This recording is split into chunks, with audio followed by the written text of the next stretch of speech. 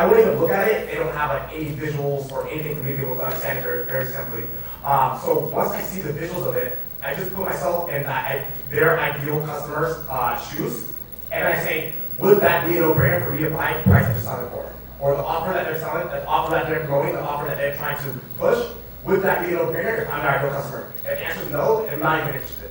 If the answer is yes, then I dig deeper into who the people are, what have they done in the past, what the work ethic is. Even sometimes it's things like personality types, I don't know how I'm compatible with them. And I really try to look into those type of things because skills can be taught.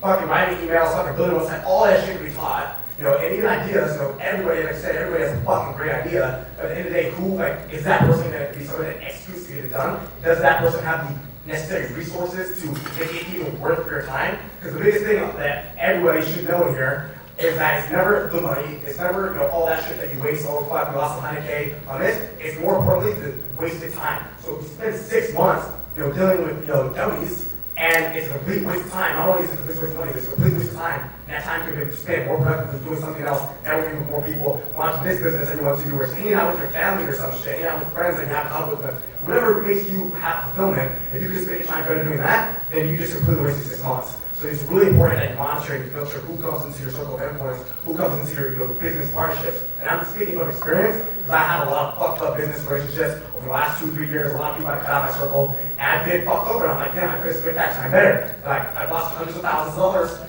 working with the wrong people. But when I look back, it's never about that time. It's about how I wasted that time, where I could have built my own empire at a lot faster rate. Okay. So like Dan mentioned earlier, I have 14 whiteboards around my house. They're usually every single one's filled out. I erased them just for the event today.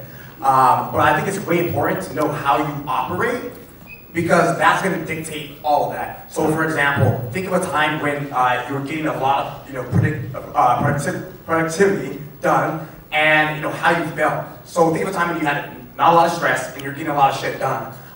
When you think back, most people get stressed when they haven't done things because then they stick in their mind, like, fuck, I gotta do this, I gotta do that, I gotta do this, I gotta do that. That's why they get stressed, that's why they get anxiety, that's why they can't pick up that many projects.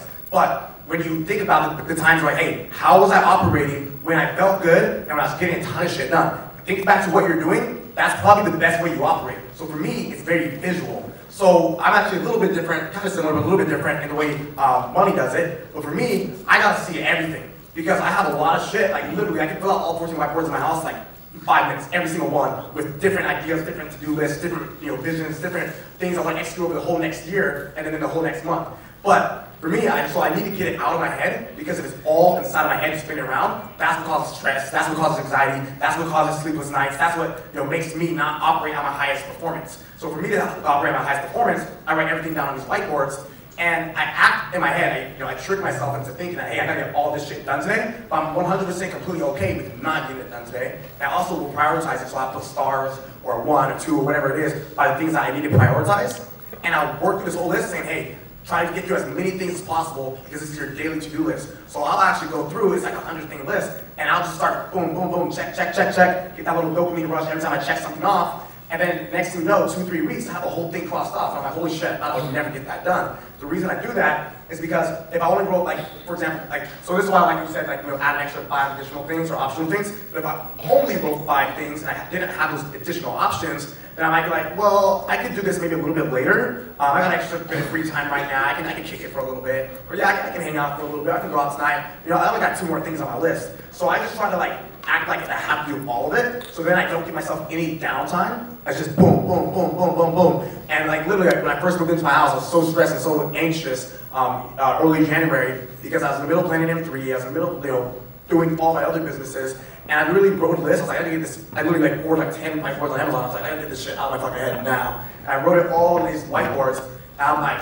you came over, Dan. They're like, how the hell did you do all this? I don't know, dude, this is fucked.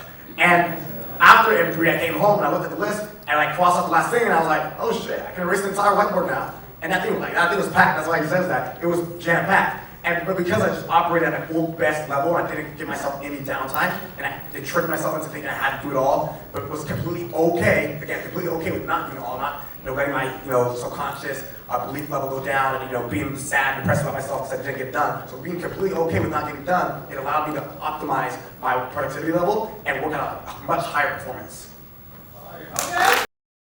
An answer answer because I feel like everybody took a little bit of what I wanted to say right out of my mouth. But it's because it works. All these principles, all these, there's like universal branding laws that people are saying, and it obviously work for multiple people, or all these guys are going to be sitting up here. One of the things that I do when it comes to branding is I want to make everybody, no matter what brand it is, like take a double look. Like, I want everybody to like not be able to forget it. So a lot of people are like, leave a lasting impression. I'm like, no, don't let them ever forget.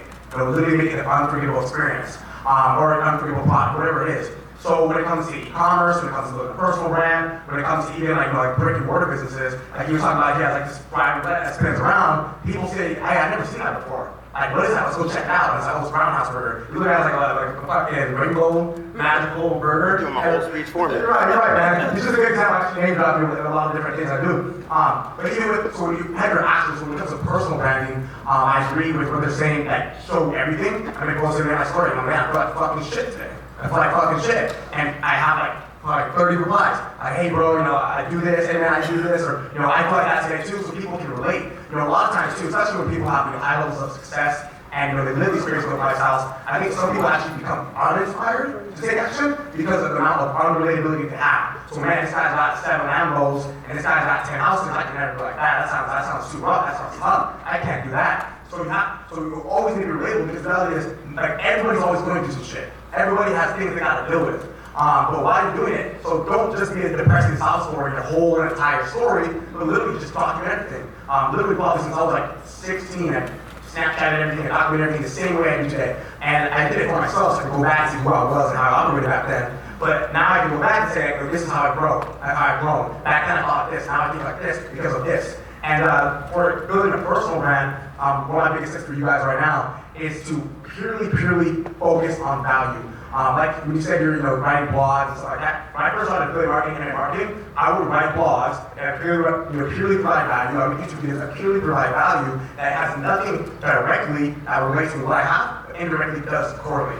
And because of that, I build trust, I build a following, I build credibility, and that gives me massive leverage. And when it comes to having a business, when it comes to building a brand, you want leverage. So again, like, to wrap it all up, that's kind of what everybody said here. It's content, providing value, keeping it transparent, keeping it real as fuck. I used to at one point not let it cuss because I was just like, oh fuck, what do you think of me? Now I really don't give a fuck. And like, I think people now correlate with that more. It's not me trying to cuss it sound real. It's just like I act like I'm cussing by myself. Well, shit, it's fucking hit my foot. But I'm the only one in the room. It's just who I am. So I just keep it real, keeping it transparent, and trying to grab attention at all costs. Like, you can consider different.